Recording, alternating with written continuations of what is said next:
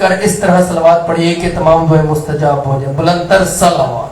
اللہم صلی علی محمد آل محمد. اجازت ہے نوکری شروع کی جائے. اعوذ باللہ من الشیطان اللعین الرجیم. بسم اللہ الرحمن الرحیم. الحمد للہ الدال علی وجودہ بخلقہ و بمحدث خلقہ علی ازلیتہ و باشتباہہم علی ان لا شباہ لہ لا تستلمہ المشاعر ولا تحجبہ السواتر لافتراق الصنع والمصنوع والحد والمحدود والرب والمربوب على عهد لا بتأويل عدد والخالق لا بمعنى حركة ونسب والسميع لا بأداة والبصير لا بتفريق آلاء والشاهد لا بمماسات والباعن لا بتراخی مسافہ. الصلاة والسلام على سید النبی الامی المکی المدنی العربی سیدنا و حبیبنا و طبیب قلوبنا و صاحب تاج والمعراج و صاحب لواء الحمد بالقاسم محمد.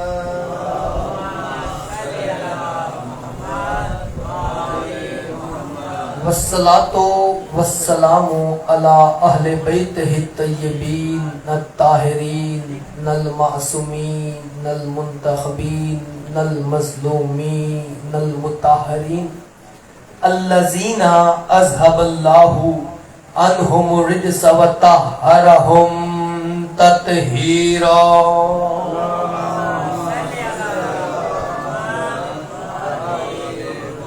وَلَعْنَةُ اللَّهِ عَلَىٰ أَعْدَائِهِمْ أَجْمَعِينَ مِنْ يَوْمِنَا هَٰذَا إِلَىٰ يَوْمِ الدِّينِ.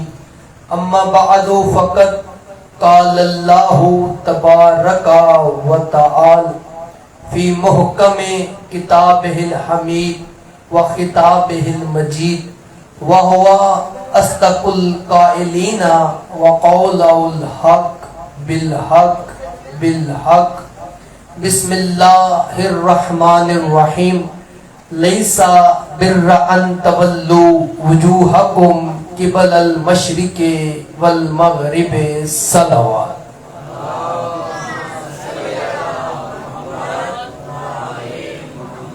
نعرہ تکبیر. خالق کائنات کا نام بہت بلند ہے. اگرچہ میں لاؤڈ سپیکر پر پڑھ رہا ہوں, میری آواز سے زیادہ آپ کی آواز ہونی چاہیے. نعرہ تکبیر, نعرہ رسالت, نعرہ رسالت, نعرہ حیدری. حلالی موالی مل کے حیدری. خاندان تطہیر پر بلند تر صلوات.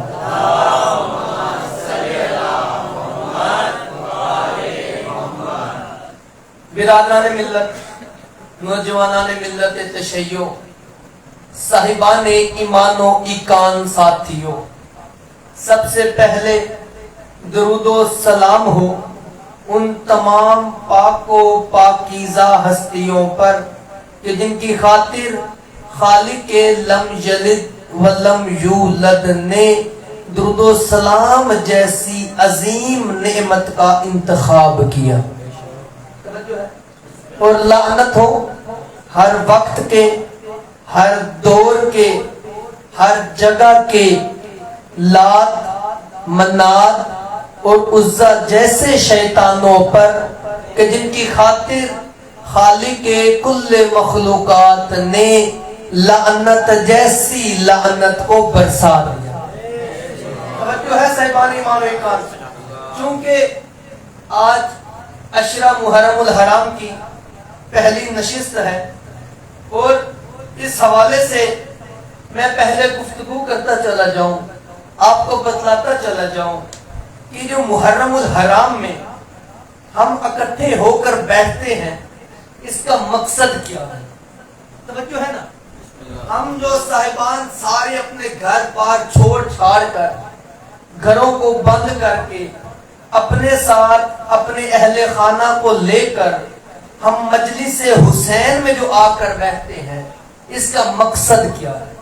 اور یاد رکھیے گا برادران، اس مجمع میں شاید میرا کوئی سنی بھائی بھی ہوگا، میرے جہاں جہاں تک آواز جا رہی ہے، یاد رکھیے گا امام حسین علیہ السلام صرف شیعوں کے امام نہیں ہیں، امام حسین علیہ السلام صرف سنیوں کے امام نہیں ہیں، بلکہ جو یہ سمجھتا ہے کہ میری ماں، بہن اور بیٹی کے ساتھ نکاح کرنا حرام ہے، اس ضمیر کا نام حسین علیہ السلام ہے۔ یہ کہہ دینا کہ مجلس میں جانے سے ہمارے گھر میں مسئلے مسائل کھڑے ہو جاتے ہیں، مجلس میں جانے سے نکاح ٹوٹ جاتے ہیں، مہک ملک کے کئی ڈانس ہو وہاں پر جانے سے تیرا نکاح نہیں ٹوٹتا، محمد کے نواسے کے ذکر میں آنے سے نکاح ٹوٹ جاتا ہے۔ یہاں پر اگر کہیں میرا کوئی بھائی بیٹھا ہے جس نے حج کیا ہو، مجھے بتائے، جب جاتے ہو خانہ کعبہ اللہ کے گھر کا حج کرنے طواف کرتے ہو، ایک رکن آتا ہے جہاں پر ایک پتھر پڑا ہوا ہے، اس پتھر کا بوسہ لیتے ہو، اور بوسہ لیتے لیتے تھکتے نہیں ہیں۔ ہم دنیا کو آ کر بتاتے ہیں کہ بھائی ہم نے حجر اسود کا بوسہ لیا۔ کیوں بوسہ لیا؟ کیونکہ اس کو زندگی میں ایک بار محمد مصطفیٰ نے بوسہ لیا تھا۔ ارے بھائی، جس پتھر کو محمد بوسہ لے، بلکہ میں یوں کہتا چلا جاؤں، جس پتھر کا محمد مصطفیٰ بوسہ لے، اس کو ہنس ہنس کر خوشی سے چومتے ہو، اور جس حسین کو محمد ساری زندگی چومتا چومتا تھکتا نہیں تھا، اس کے ذکر میں آ کے بیٹھنے سے تو بدعت کہتا ہے۔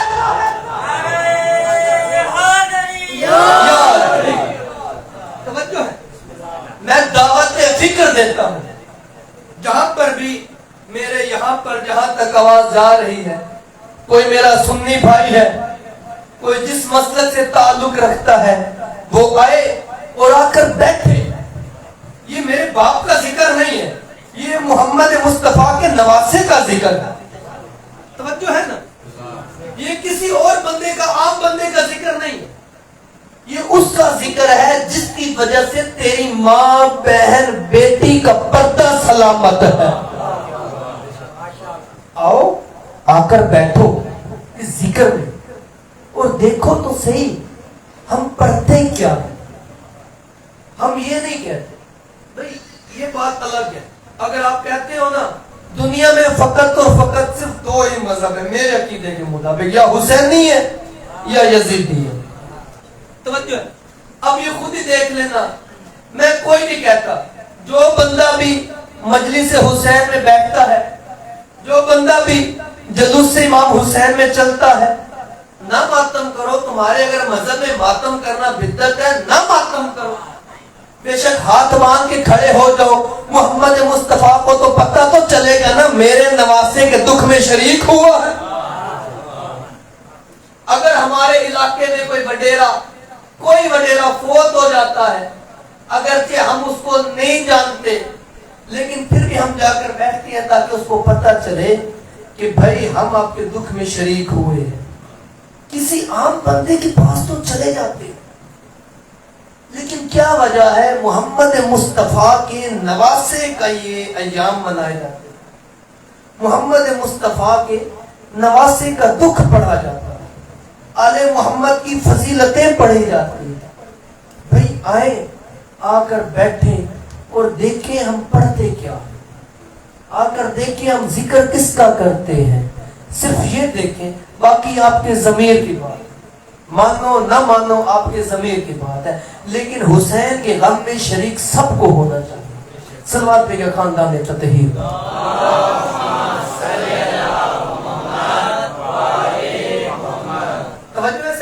مسلمانوں کی کان. اگر میرے ساتھ چل رہے ہیں تو آج آپ کے سامنے قرآن مجید فرقان حمید کی سورہ بقرہ کی آیت نمبر 177 کا کچھ حصہ پڑھنے کا شرف حاصل ہوا، جس میں خالق کائنات ارشاد فرما رہا ہے بسم اللہ الرحمن الرحیم لیس البر ان تولوا وجوہکم، کہ میرے لیے کوئی بندے کی اہمیت نہیں ہے قبل المشرق والمغرب، کہ وہ مشرق کی طرف رخ کر کے کھڑا ہو جائے یا مغرب کی طرف رخ کر کے کھڑا ہو جائے.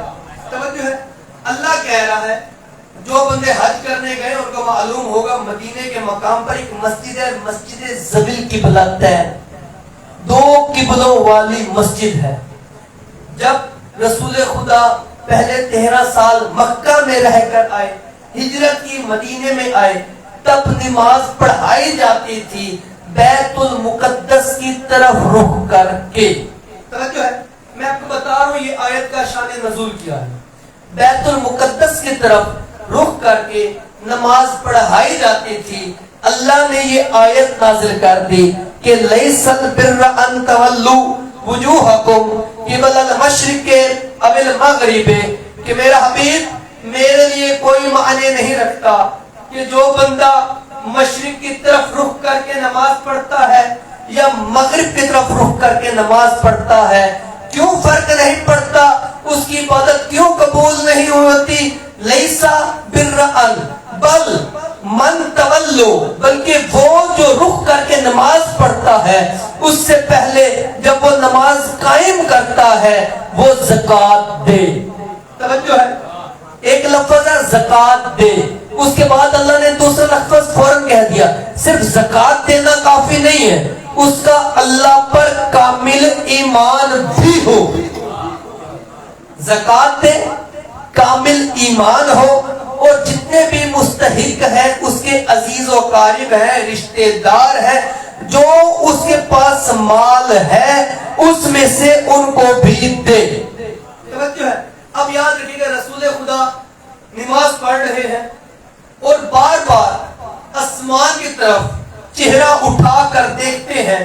اللہ کی صدا آتی ہے کہ میرا حبیب تو اگرچہ اپنی زبان سے کچھ نہیں بولتا لیکن میں تو تیرا خالق ہوں نا، میں تیرے دل کی آواز کو سمجھتا ہوں.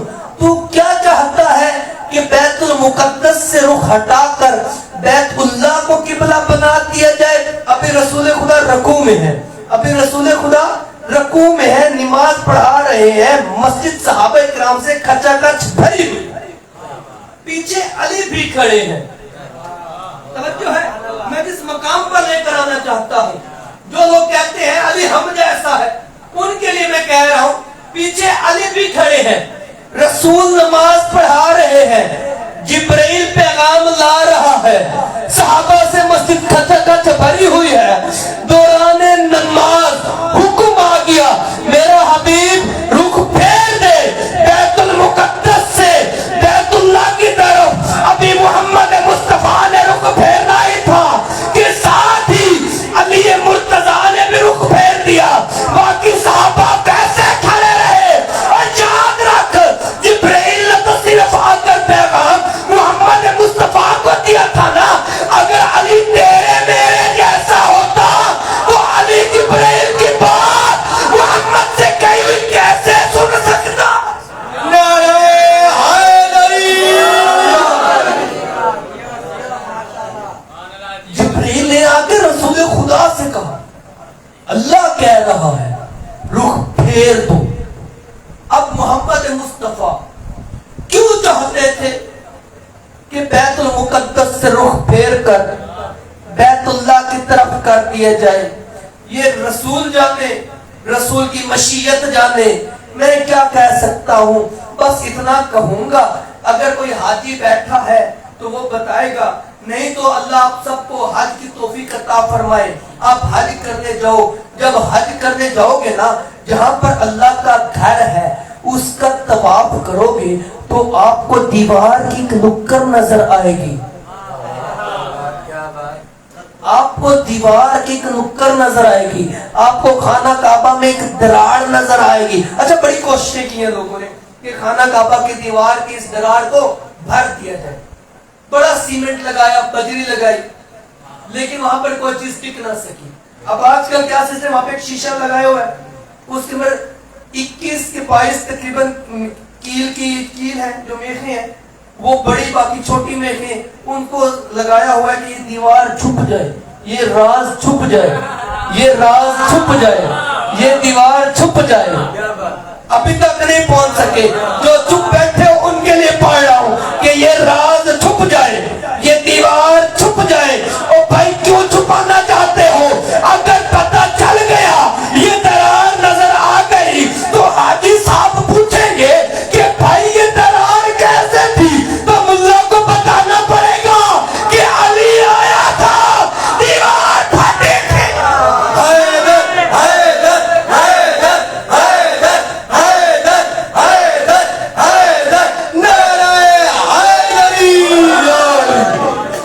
توجہ ہے, پتہ چلا رسول کیوں چاہتے تھے کہ رخ پھر جائے بیت المقدس سے بیت اللہ کی طرف, کیونکہ رسول چاہتے تھے کہ قیامت تک مسلمانوں نے آنا ہے. وہ حج کرنے جائیں گے, جب حج کرنے جائیں گے تو جو غدیر میں تو علی کو بھول گئے تھے, کعبہ دیکھ کر یاد پھر آ گئے. توجہ ہے. پھر اللہ نے کیا کہا کہ کیوں عبادت قبول نہیں ہوگی, چاہے مشرق کی طرف رخ کر کے نماز پڑھو یا مغرب کی طرف رخ کر کے نماز پڑھو, جب تک تمہارا ایمان کامل نہیں ہوگا, جب تک تم زکوٰۃ نہیں دو گے, جو تمہارے پاس دیا ہے رب نے اس میں سے اقربا کا حق ادا نہیں کرو گے.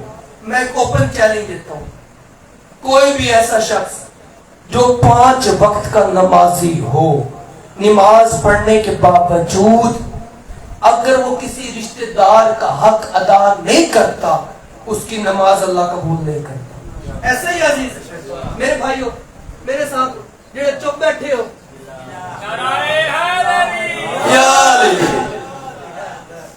جو اپنے عزیز و اقارب کا حق ادا نہ کرے, میں جملہ بہت بڑا دینے جا رہا ہوں, مجھے نہیں پتا آپ اس کی داد مجھے کیسے دیں گے کیسے نہیں دیں گے, لیکن جتنی بھی داد دے دیجیے گا یاد رکھیں گے جملہ بہت بڑا دینے جا رہا ہوں. جب یاد آئے گا مجھے دعا دیجیے گا. اللہ نے قرآن میں فیصلہ سنا دیا ہے کہ تمہاری نمازیں قبول نہیں ہوں گی جب تک تم اپنے عزیز و قارب کا حق ادا نہ کرو. اور ملا تیری نماز کیسے قبول ہو جائے گی, بلکہ ان کی نماز کیسے قبول ہو جائے گی جس نے محمد کے عزیز و قارب کا حق ادا کیا.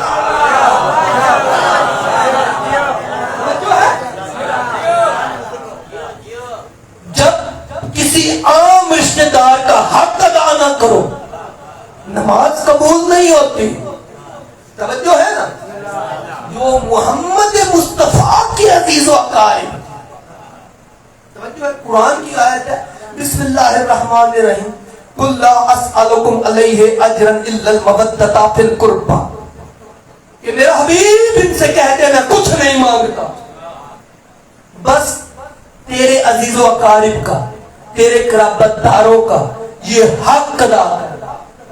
اجرت کیا مانگی, صرف قربا کا حق ادا کر دو. مجھے ایمان سے بتاؤ کہ اگر میں اپنے کسی رشتہ دار کا, کسی عزیز کا, جو میرا خاندان کا, آپ کے خاندان کا کوئی رشتہ دار ہو, اگر آپ اس کا حق ادا نہیں کرو گے, آپ کی نماز قبول ہوگی, بڑے سکون سے قبول ہوگی.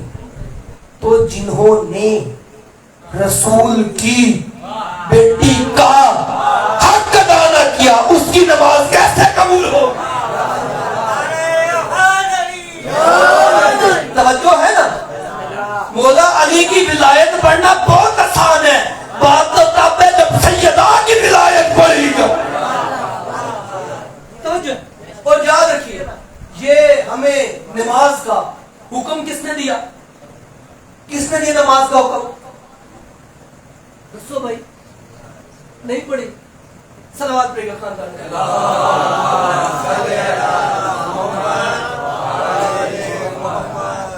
کبھی کوئی سفر کرے نا لمبا، کسی ڈرائیور کے ساتھ سفر کرے تو جو فرنٹ سیٹ پہ بیٹھا ہوتا ہے نا ڈرائیور کے ساتھ، اگر وہ بندہ سو جائے نا تو ڈرائیور کہیں نہ کہیں گاڑی ٹھوک دیتا ہے، لہذا فرنٹ پہ وہ بیٹھا کرے جو بولتے ہو۔ علی کو زبانیں وہی اچھی لگتی ہیں جو ذکر علی میں بولتی ہو، ان زبانوں کو کاٹ کر پھینک دو جو بازاروں میں بولتی ہو علی کے ذکر میں چپ کر جائے۔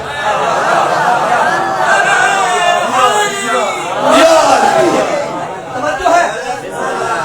ہمیں نماز کس نے بتائی؟ اللہ نے نہیں، ڈائریکٹ اللہ نے نہیں بتائی، رسول خدا نے بتائی۔ ہمیں نماز بتائی، رسول نے بتائی۔ پڑھائی کس کے لیے؟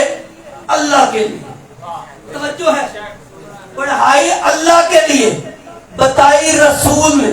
میں جملہ دے کر آگے بڑھنے کی کوشش کروں گا، جس کو سمجھ آ گیا وہ لطف لے گا کہ ہمیں نماز پڑھائی کس نے؟ رسول خدا نے۔ ہمیں نماز پڑھائی کس نے؟ رسول خدا نے۔ ہمیں نماز پڑھائی کس کے لیے؟ اللہ کے لیے۔ نماز پڑھائی ہے رسول نے اللہ کے لیے۔ اور مولوی صاحب ہر وقت کہتے ہیں کہ نماز پڑھو، نماز پڑھو، نماز پڑھو۔ حقیقتاً نماز پڑھنی چاہیے۔ جو بندہ نماز نہیں پڑھتا اللہ اس کو پسند ہی نہیں کرتا، لیکن محمد مصطفیٰ کی بتائی ہوئی صرف ایک بات نماز نہیں تھی۔ غدیر میں محمد نے علی کا ہاتھ بھی دکھایا تھا۔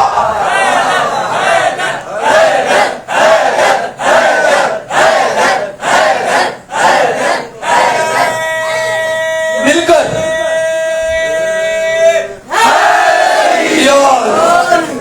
علی علی دنیا مر گئی نہیں پڑھنے کی چھوٹی ہے۔ توجہ ہے نا؟ صحیح معنی ایمان کا۔ اور پھر کیا کہا اللہ نے کہ کن کی نماز قبول ہے؟ جو زکوٰۃ دیں گے، جو اپنے عزیز و اقارب کا حق ادا کریں گے، جو کتاب پر یقین لائیں گے، ایمان لائیں گے۔ اب مجھے بتاؤ یہ کتاب سے مطلب کیا ہے؟ میں بڑی آرام سے گفتگو کر رہا ہوں، میری یہ خواہش ہے کہ میں آپ کو ایک ایک لفظ سمجھا کر جاؤں، چھوٹے سے چھوٹا بچہ بھی جو آ کر بیٹھا ہے اس کو بھی پتہ چلے یہ کتاب کا مطلب کیا ہے۔ توجہ ہے؟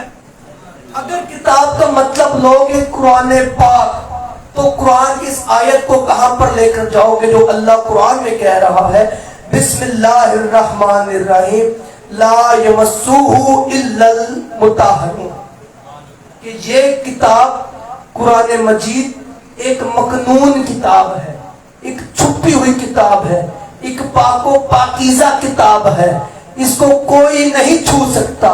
لا یمسوہ، اس کو کوئی نہیں چھو سکتا ماں سوائے مطہرون۔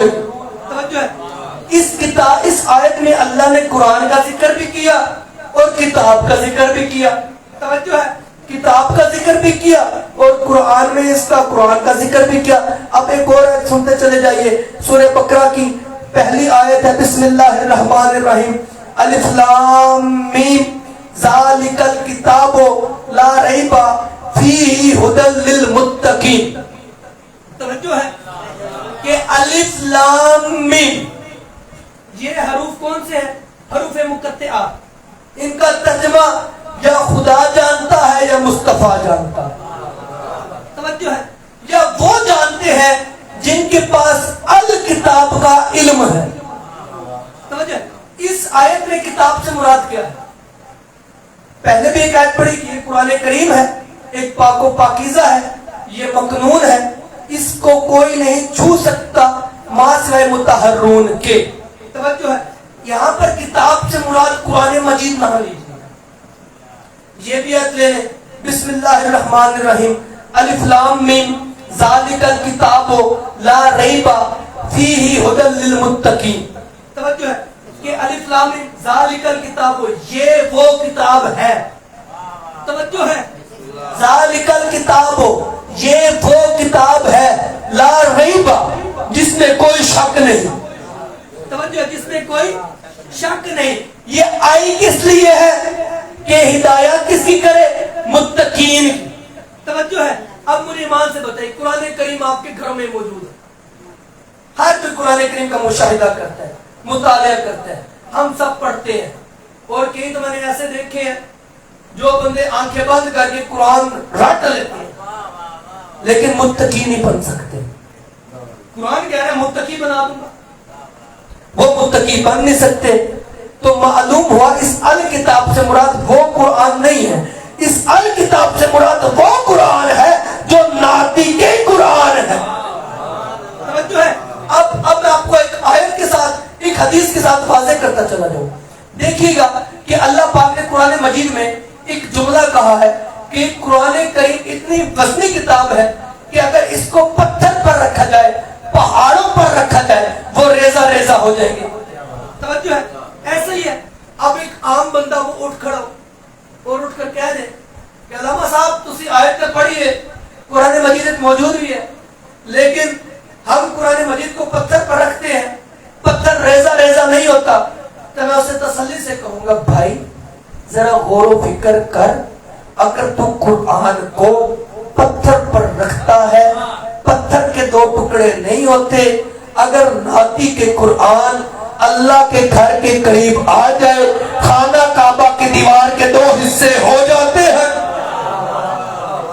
توجہ ہے نا؟ اور یاد رکھیے گا یہ جو حروف مقطعات ہیں قرآن مجید میں، الف لام میم، یاسین، ہا صاد، قاف ہا صاد، یعنی جتنے بھی حروف مقطعات ہیں، ان میں سے اگر آپ ان تمام حروف مقطعات میں سے جو لفظ بار بار آ رہے ہیں، دو بار آ رہے ہیں ایک ایسا لفظ، ان کو ایک طرف رکھو، باقی تمام حروف کی اگر آپ لوگ اس کی تفسیر کرو یا اس کی ترکیب کرو تو کیا بنتا ہے؟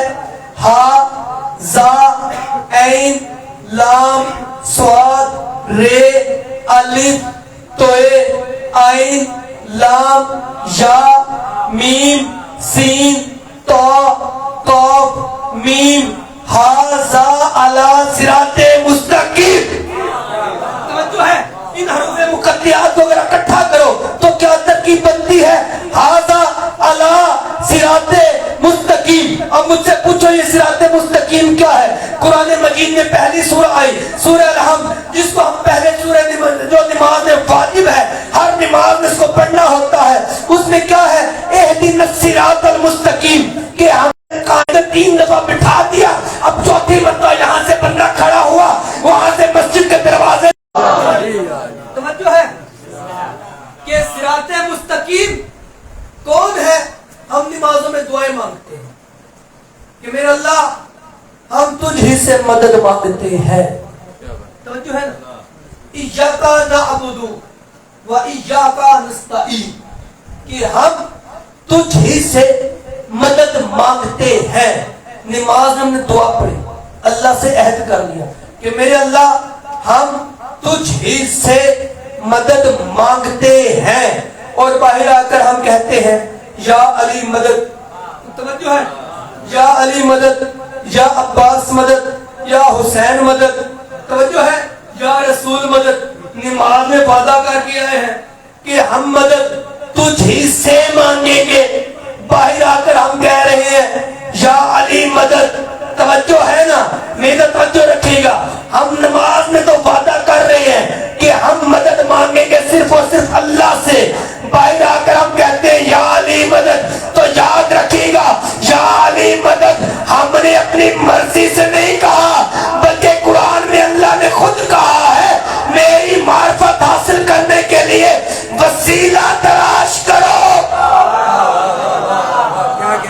توجہ ہے نا؟ میں ایک عام مثال سے سمجھاتا چلوں۔ آپ کے اس علاقے میں کوئی وڈیرا، کوئی ایم این اے، کوئی ایم پی، کوئی وزیر اعظم، آپ نے ملنا ہو، ڈائریکٹ ملیں گے وزیر اعظم سے؟ میری مانو دسو شاہ زید بھائی، بندہ جتنا بھی پارٹی کا، کسی بھی پارٹی کا کتنا بھی محبت کرنے والا کیوں نہ ہو، جب وہ جائے کیا اگلا بندہ ڈائریکٹ ملے گا؟ کیوں نہیں ملے گا؟ کیونکہ اس کی شایان شان نہیں ہے، وہ یہ دیکھتا ہے کہ جو بندہ کام کروانے کے لیے آیا ہے شاید یہ کام وہ کر دے جس کی میں نے ڈیوٹی لگائی ہے. توجہ ہے نا. اللہ کے نمائندے اس دنیا میں آل رسول ہے. توجہ ہے. اللہ قرآن میں کہہ رہا ہے کہ میں تمہاری شہرت سے بھی زیادہ تمہارے قریب ہوں. توجہ. شادی اللہ قرآن میں کہہ رہا ہے میں تمہاری شہرت سے بھی زیادہ تمہارے قریب ہوں. شادی کبھی شہرت دیکھی آپ نے؟ دیکھی نہیں ہے. قریب کوئی بندہ کسی نے دیکھی ہے؟ جو ڈاکٹر ہوگا وہی دیکھے گا. نہیں. اپنی شہرت خود کبھی دیکھی ہے آپ نے؟ دیکھنی ہو تو کیا کریں گے؟ آئینہ رکھیں گے سامنے. بات تو میں کر گیا. اگر یہ اپنی شہرت دیکھنی ہو یہ سامنے آئینہ رکھیں گے, آئینے میں ہمیں نظر آئے گا. اسی لیے میں کہا کرتا ہوں اللہ کو دیکھنا ہو آئینہ آل محمد ہے. کیا کہتے ہیں. اللہ کو دیکھنا ہو آئینہ آل محمد ہے. ان کو دیکھتے چلے جاؤ, اس کو مانتے چلے جاؤ. اللہ کو دیکھنے کے لیے ہمیں آل محمد کی ضرورت پڑتی ہے. توجہ ہے نا. حضرت موسیٰ علیہ السلام کے ایک واقعہ ذہن میں آ گیا, جی چاہتے ادا کرتا چلا. حضرت موسیٰ کی قوم نے کہا تھا حضرت موسیٰ سے کہ موسیٰ تو کہتا ہے کہ تو اللہ سے کلام کرتا ہے. حضرت موسیٰ کا لقب ہے نا کہ اللہ سے کلام کرنے والا. موسیٰ تو جو کہتا ہے کہ تو اللہ سے کلام کرتا ہے, موسیٰ ہمیں اللہ دکھا. حضرت موسیٰ نے کہا کہ بھئی تم اللہ کو نہیں دیکھ سکتے. انہوں نے کہا نہیں ہم تو نبی مانیں گے کب جب تو ہمیں اللہ دکھائے گا. 40,000 لوگوں میں سے صرف 40 لوگ تیار ہو گئے. کس لیے؟ اللہ کو دیکھنے کے لیے. اب وہ حضرت موسیٰ کے پیچھے پیچھے چلے. ایک پہاڑ کی چوٹی پر آ گئے. اللہ کے صدا ہے موسیٰ لے کر تو ان کو آ گیا ہے, لیکن یہ میرے قانون کے خلاف ہے کہ میں ان سے کلام کروں. موسیٰ میں نے نبیوں کو بھیجا ہی اس لیے ہے کہ میں تمہارے ذریعے ان سے کلام کروں. اگر میں نے ڈائریکٹ ان بندوں سے کلام کرنی ہوتی تو مجھے نبی بنانے کی ضرورت کیا تھی. توجہ ہے نا. کہا موسیٰ نے ہاتھ باندھ کے میرے اللہ میرے مولا تو سچ کہہ رہا ہے, لیکن یہ میری قوم کا تجھے پتا ہے انہوں نے بڑا تنگ کیا ہے اور یہ کہتے ہیں ہم نبی نہیں مانیں گے جب تک ہم اللہ کو نہ دیکھ لیں. حضرت موسیٰ علیہ السلام سے اللہ نے کہا موسیٰ ایک دفعہ نہ پیچھے ہٹ, ان سب لوگوں سے پیچھے ہو جا, یعنی ایک الگ جگہ پر چلا جا, پیچھے ہو جا, ان کو آگے آنے دے. وہ 40 لوگ آگے آئے, حضرت موسیٰ علیہ السلام پیچھے گئے. مجھے ایمان سے بتائیے قرآن کریم کا جو مشاہدہ مطالعہ کرتے ہیں مجھے ایمان سے بتائیے اللہ نے مکمل اپنا نور دکھایا تھا؟ نہیں, نور کی تجلی دکھائی تھی. نور کی تجلی دکھائی تھی. اور نور کی تجلی, اچھا مجھے ایمان سے نور پتہ کیا نور کبھی سمجھا آپ نے؟ یہ ہماری آنکھیں اللہ کے ایک نور دیا ہوا. ہم آسمان کو دیکھنا, جو بندے باہر بیٹھے ہیں ایک دفعہ اوپر دیکھیں کتنی دیر لگی آسمان کو دیکھنے میں. توجہ ہے. اور یہ فاصلہ پتہ ہے زمین سے آسمان میں کتنا فاصلہ ہے, کوئی بندہ نہیں ناپ سکا. یہ ایک اللہ کا ہمیں دیو چھوٹا سا نور ہے جو ہم ایک لمحے میں, کتنے منٹ لگے آسمان دیکھنے میں؟ 1 منٹ, 2 منٹ, 1 سیکنڈ کا بھی چوتھائی والا حصہ, بس یہ کیا آسمان نظر آ گیا. اللہ نے مکمل نور نہیں دکھایا تھا, نور کی تجلی دکھائی تھی. نور کا کچھ حصہ دکھایا تھا, کچھ حصے میں سے کروڑواں حصہ دکھایا تھا. وہ 40 کے 40 لوگ بے ہوش ہو گئے. توجہ ہے نا. وہ 40 کے 40 لوگ بے ہوش ہو گئے. اور جہاں محمد مصطفیٰ کہتے ہوئے نظر آتے ہیں انا و علی من نور واحد, میں اور علی ایک نور کے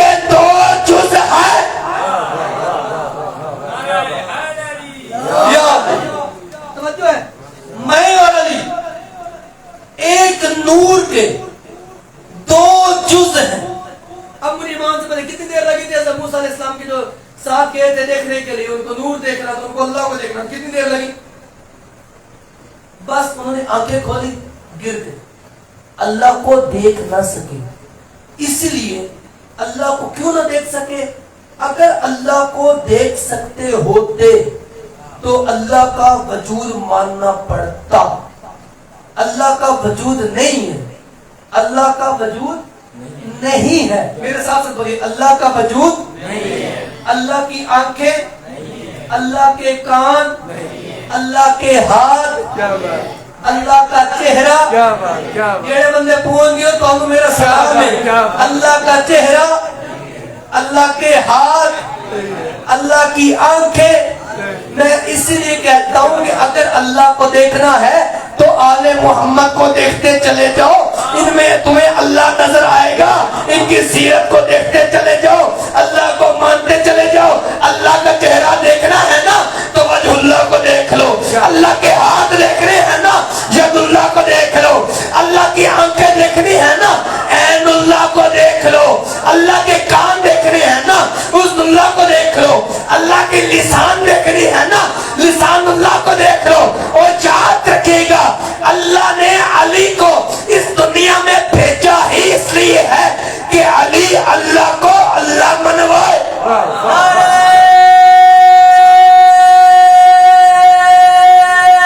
مل کر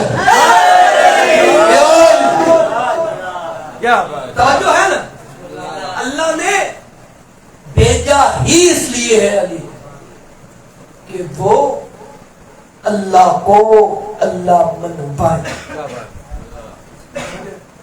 انشاءاللہ زندگی رہی تو جس آیت کے مصداق میں جو موضوع آ رہے ہیں ان پر مکمل گفتگو ہوگی، اور یہی اللہ کو اللہ منوانے کے لیے، اللہ کی معرفت دلوانے کے لیے محمد مصطفیٰ کے گھرانے نے کربلا کا رخ کر لیا۔ کیا وجہ تھی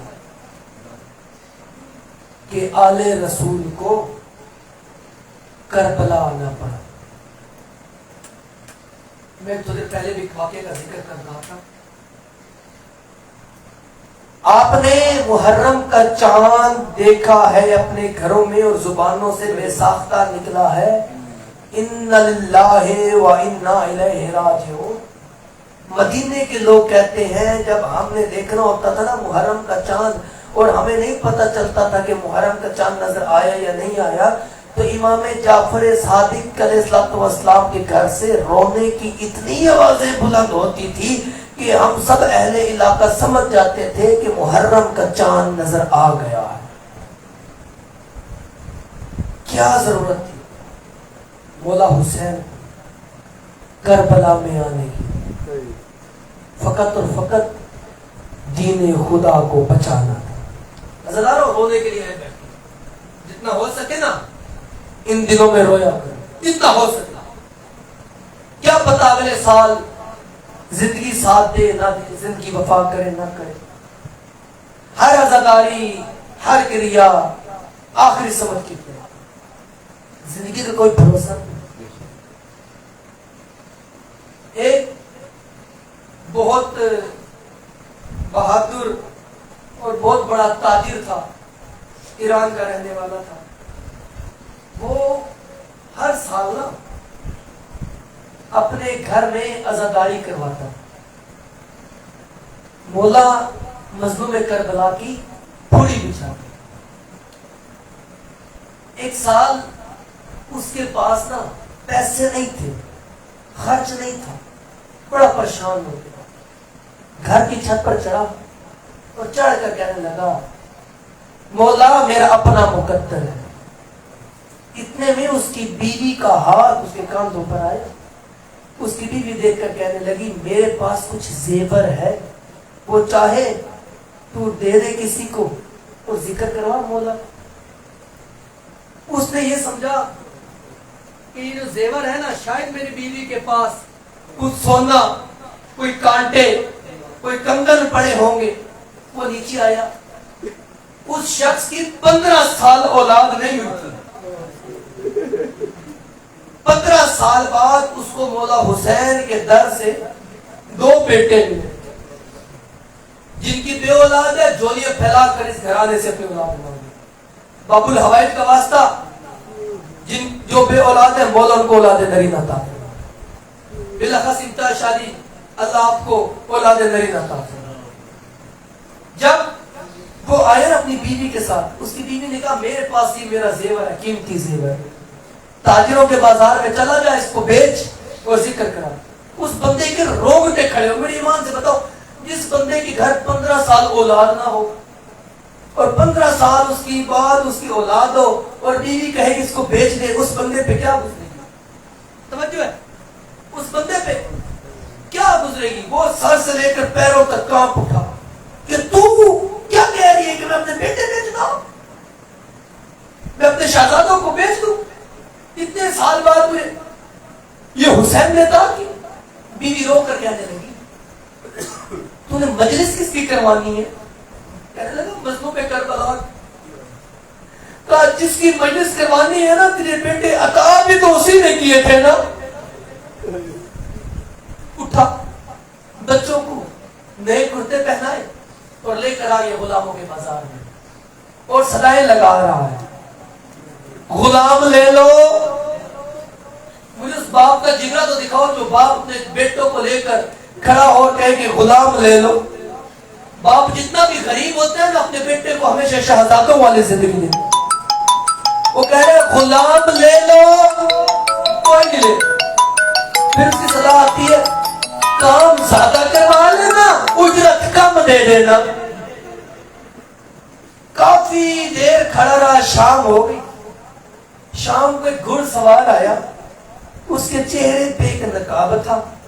اس نے آ کر کہا کہ تو غلام بیچ رہا ہے؟ کہا ہاں. کہا ان کی قیمت بتا. قیمت کا نام آنا تھا. وہ بندہ پریشان ہو گیا، پریشان ہو کر کہنے لگا میں اپنی اولاد کی قیمت کیسے بتاؤں؟ جو تمہیں دینا ہے دے دے، یہ غلام لے جا. ایک واقعہ میں سنا کے آپ کے ذہن کو تیار کر رہا ہوں کربلا کے. یہ میرے دونوں شہزادے لے جا، مجھے قیمت دے دے. اس گھڑ سوار نے اشارے سے کہا کہ میرے گھوڑے کے پیچھے ان کو بٹھا دے، اور اشارے سے کہا وہ سامنے دینار پڑے، ان دیناروں کو اٹھا لے. یہ بندہ رو رہا ہے، میں اس بندے کو دیکھ رہا ہوں کتنا بادشاہ ہے. وہ بندہ جس کس جملے پر ہائے نہیں نکلتی، وہ بندہ رو کر کہتا ہے کہ اتنا غرور بھی اچھا نہیں ہوتا، میں بیچ اپنے بیٹے رہا ہوں، تو دینار مجھے اٹھا کر تو دے دے. اس گھڑ سوار کی آواز نکلی اور رو کر کہنے لگا اگر میرے بازو ہوتے میں تجھے اٹھا کر دیتا. اگر میرے بازو ہوتے. اٹھایا، شہزادوں کو پیچھے بٹھا دیا. وہ دینار اٹھائے، گھر آیا، فرش عذاب بچھائے، مجلس کرائے، ذکر کروایا، اللہ داری کرے مظلوم کربلا. وقت گزرتا گیا، دن گزرتے گئے، 10 محرم گزر گئی. اس کی بیوی اس کے پاس، جب سب مومنین چلے گئے نا، جیسے اب 10 محرم کے بعد شام غریبہ کے بعد پھوڑی اٹھا لیتے ہیں، تو وہ اس کی بیوی اس کے قریب آ کر کہتی ہے میں یہ نہیں پوچھتی میرے بیٹے مجھے ملوا، میں صرف اتنا کہتی ہوں کہ اس شریف کے ہاتھوں بیچے تھے. بندہ دیکھ کر کہتا لگتا تو مجھے شکل سے کافی شریف گھرانے کا تھا. اتنے میں دروازے سے دکل باب ہوا، دروازہ کھڑکا. بندہ گیا دروازہ کھولنے. جب اس نے دروازہ کھولا نا، ایک سیاہ برقعے والی مستور ہے جس کا پہلو پہ ہاتھ ہے اور رو کر کہتی ہے کہ تیرا شکریہ. وہ بندہ قدموں میں گر گیا اور رو کر کہتا ہے کہ مجھ سے کوئی غلطی ہو گئی ہے، میرے بچوں سے کوئی غلطی ہو گئی ہے، جتنے جی چاہتے ہیں مجھے تازیانے مارو لیکن غلام لے جاؤ. وہ بیوی رو کر کہتی ہے نہیں، جیسے تو نے کیا ہے نا ایسے دنیا میں کوئی نہیں کرتا. کہا کیا ہو گیا؟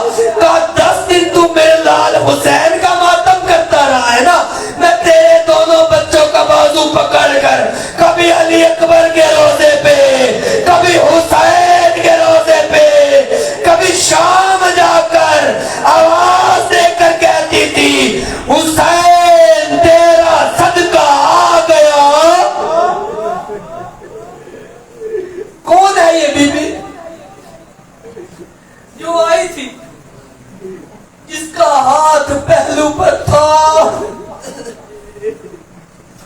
मुझे ईमान से बताना ज़ादारो, जितने मेरे यहाँ पे अजीज बैठे हो शिया सुन्नी भाई, बेटी तो मोहम्मद की थी ना। और मैं सिर्फ इतना कहूंगा कि बीबी एक दिन मौला अली के सामने खड़ी हुई, अल्लाह जाने कैसे दोनों हाथ जोड़े होंगे, एक हाथ से पहलू जख्मी पर हाथ रखा हुआ था, बड़ी मुश्किल से जख्मी पहलू से हाथ हटाया और अली के आगे जोड़ कर कहती है, अली एक सवाल करूं? मौला अली कहते हैं, हाँ सैयदजादी तू सवाल कर, मोहम्मद की बेटी सवाल कर। बीबी रो कर कहती है, अली पूरी जिंदगी में तेरे घर में आने के बाद मुझे अल्लाह ने ऐसी नेमतें दी है, हसन और हुसैन जैसे दो शहजादे दिए हैं, आलिया और कुबरा जैसी दो बेटियां दी है। अली मैं हाथ जोड़ के कहती हूँ, इस पूरी जिंदगी में अगर मुझसे कोई गलती हो गई हो ना, मुझे माफ कर देना। अली की हाय निकल गई, मैं देख रहा हूँ कि कौन इतना बादशाह है जिसकी हाय नहीं निकली। अली की हाय निकल गई और रो कर कहते हैं, मोहम्मद की बेटी तुझसे गलती नहीं हो सकती। ये कहना था, बीबी रो कर कहती है, अली तू तो कह रहे मुझसे गलती नहीं हो सकती, ये मदीने के लोग क्यों कह रहे हैं कि सज्जदा भूल गई। अजरुकुमन अल्लाह, अजरुकुमन अल्लाह, कोई गम न देखे सिवाय गमे हुसैन। अज़ादारो, एक दुआ देकर जा रहा हूं आज, जिनकी माएं जिंदा है खुदा उनकी जिंदगी दराज फरमाए, जिनकी माएं इस दुनिया से चली गई है, मुझ समेत जिसकी भी माँ इस दुनिया से चली गई है, उसको मौला इसी बीबी के कदमों में जगह अता फरमा। अज़ादारो, बीबी ने चंद वसीयतें की थी अली से। या अली, मेरी पहली वसीयत ये है, अली मुझे गुस्ल आप खुद देना।